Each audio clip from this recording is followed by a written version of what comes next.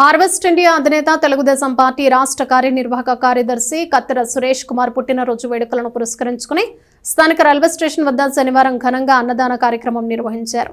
రాష్ట్ర టీడీపీ నాయకులు, మాస్ సంస్థ వ్యవస్థాపకులు సుద్దపల్లి నాగరాజు ఆధ్వర్యంలో శ్రీ శివలింగేశ్వర స్వామి భక్త బృందంతో కలిసి రైల్వే స్టేషన్ వద్ద పేదలకు అన్నదానం చేశారు.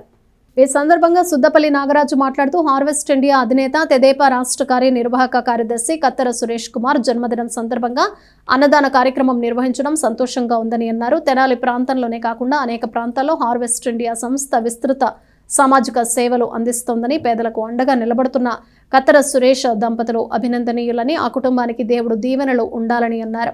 ఈ సందర్భంగా కత్తెర డేవిడ్ యశ్వంత్ మాట్లాడుతూ, మా నాన్న పుట్టినరోజు సందర్భంగా పేదలకు అన్నదానం, యువత సేవా కార్యక్రమాలు చేయడం గర్వంగా ఉందని అన్నారు. ఈ కార్యక్రమంలో ఎంఆర్పీఎస్ నాయకులు కొండమిది బోస్ బాబు మాదిగా, మాస్ రాష్ట్ర కన్వీనర్ కూచిపొడి మోహన్ మాదిగా, రావూరి సతీష్, కోట్ల దిలీప్, లింగాల రమేష్, కొలకలూరి పూర్ణ, శ్రీధర్, రాహుల్, కోటి తదితరులు పాల్గొన్నారు. ఈరోజు డాడీ బర్త్డే సందర్భంగా ఇక్కడ రైల్వే స్టేషన్ కాడ ఇలా ఫుడ్ డిస్ట్రిబ్యూషన్ చేయటం చాలా సంతోషంగా ఉంది.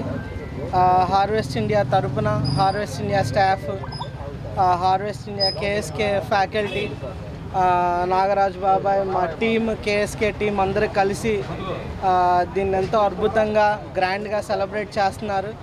చాలా సంతోషంగా ఉంది.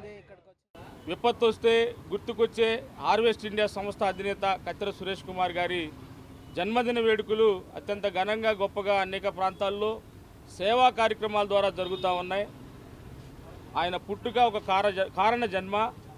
ఆ కారణ జన్మకు ఏదైతే అవసరాలకి, బడుగు బలహీన వర్గాలకి ఎప్పుడైనా సహాయం అని తలుచుకుంటే గుర్తుకొచ్చే పేరు కత్తెర సురేష్ కుమార్ గారు. అలాంటి వ్యక్తి, మహానుభావుడు, జీవించినంతకాలం కూడా సేవలోనే బ్రతికారు.